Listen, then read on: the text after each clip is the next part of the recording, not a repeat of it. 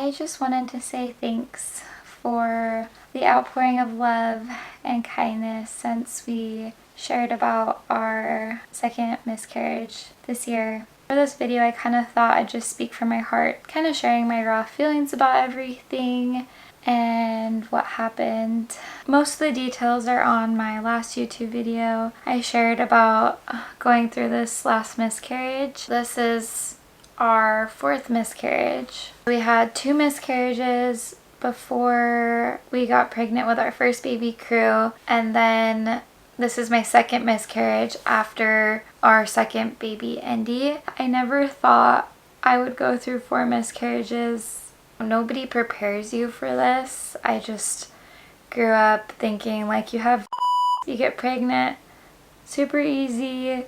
Then I realized how hard it is to get pregnant, and now I'm realizing how hard it is to stay pregnant.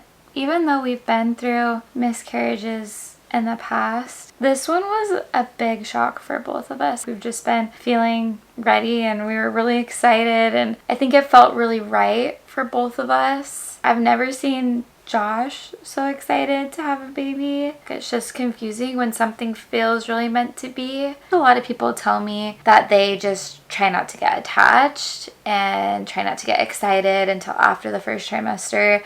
But that's just not me. Like, I feel such a love and connection the moment I see the positive pregnancy test, and I'm like an optimistic person and I want to think positively. I also just don't want this to taint everything for me, that now in the future I'm just gonna be scared if I get pregnant. I think this time I feel a little extra scared than I have in the past because my mom went through 3 miscarriages. Josh's mom went through 3 miscarriages. There's 5 kids in my family and 4 kids in Josh's family. And I think I see like they went through miscarriages, but they're still able to have a big family. I've always dreamed of having a big family like we both grew up with and having that for our kids. And I just absolutely loved having my siblings. This time the future feels so unknown. What if we just keep miscarrying? And I'm just kind of confused about what's going on and why this is happening. My doctor recommended baby aspirin for the next time we get pregnant to hopefully help us not miscarry. She sent me in to do a lot of testing to see if there was any like blood clotting disorders or things that I have, because that's what baby aspirin is known to help with, because sometimes I guess people like clot and then it makes them miscarry. And I got all my blood work back for blood clotting disorders and everything looked good and normal. I think next time I'm pregnant I'll go on baby aspirin and progesterone just in case. This is the progesterone that I was on. It's a progesterone gel that you insert up you. It has 90 milligrams of progesterone. Just wondering what thoughts are out there about progesterone or the kind I use. Josh and I also did like carrier type screening for if there's anything wrong with one or both of our chromosomes, and so we did blood work for that, and we just got those results back and everything looks normal there. As far as like this recent miscarriage, all the answers we got is like everything looks normal, except for we know we do have like male factor infertility from when we did testing before Crew. We got results from the semen analysis that Josh's sperm quality was on the lower end. Josh takes these 2 supplements for sperm health, the CoQ10 and this Fertile Aid. It has like a lot of different vitamins. He started taking these before we got pregnant with Crew because that's when we found out about the sperm quality issue. The fertility doctors we have talked to said like in the future they would recommend us to do IUI, and they would like hand pick the sperm to make sure it's a good quality one and inject it. IUI is like a few $100s, so it's a lot more affordable than IVF, but I'm just not sure if I want to do that or if there's some underlying issue. I'm just not sure. Another thing I'm doing is this next week, I'm going to be doing like a saline ultrasound. I think it's called histoprocinogram.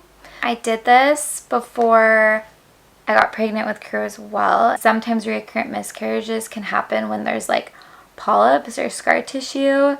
And they also said it like clears you out, so you are more fertile for like 3 to 6 months after you get this done. And I did get pregnant the month after I had this done before Crew. And so hopefully maybe it just like helped with everything in there since I had a tumor. And so I'm hopeful that maybe that will help. So next week we're going to be doing that, and Josh is going to get another semen analysis and see if there's been any changes with his sperm. We're just like checking boxes to see like if there's anything we can do to help or if there's anything wrong. But I'm also like not really feeling super ready to go the fertility treatment route. That just seems like a lot, but I'm not opposed to it. If anything, maybe this next year we'll try IUI. I don't really feel like IVF is maybe what is best for us since we can get pregnant naturally, even though it usually has always taken like 8 months to a year to get pregnant naturally. If I'd be completely honest, I'm kind of scared to get pregnant again right now. I know if we got pregnant and everything worked out, I would be so happy right now. I think I'm just still feeling like scared. I still feel like I want the baby that we miscarried. I'm not sure if anyone else who has gone through similar things can relate, but this time I've been feeling so much guilt. I naturally have a really guilty conscience.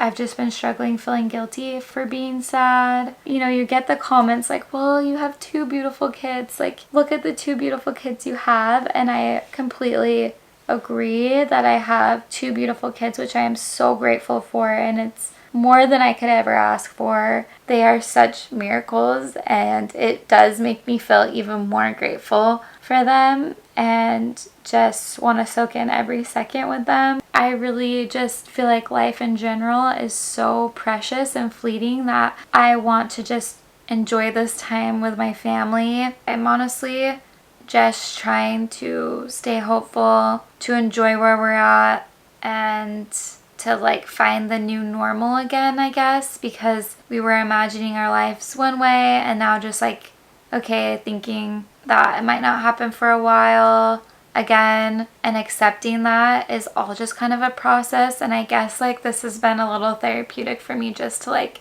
give myself grace that this is a process. I feel like I haven't really voiced a lot of these things out loud that I've been feeling, and so even just taking the time to sit down and talk about how I'm feeling has been good for me. I think just in general, I feel lighter showing up in this space, sharing about what we've been going through versus not. And I feel like it's so personal what anyone decides, but I just feel more authentic and I can be myself more. I was just thinking back to 2018 before we had our kids, and I was doing social media full time, and how we started growing on social media was through viral travel photos, picture perfect couple modeling photos, and it was kind of in that era when everything was perfectly curated on social media.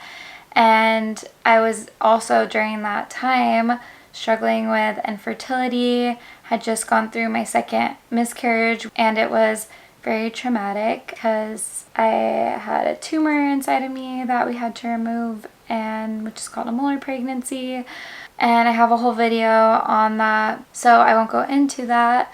But I just remember feeling like it was hard showing up online, just sharing these picture perfect moments when we were going through something so hard.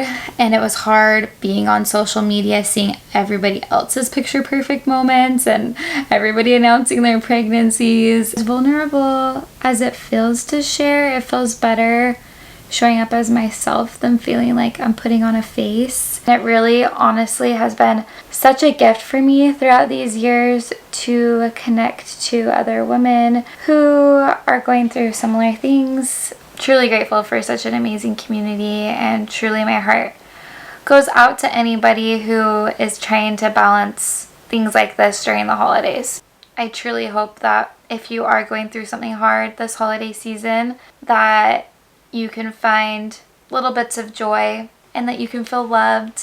As much as like this is hard, life is also so beautiful and precious. Going through things like this does just kind of make you want to love people more, and it makes me recognize that love really is all that matters. I'll continue to share about this journey and also the joy with our family in between it all. I guess that's it, but thank you. Thanks for watching. I'm sending lots of love your way, so see ya.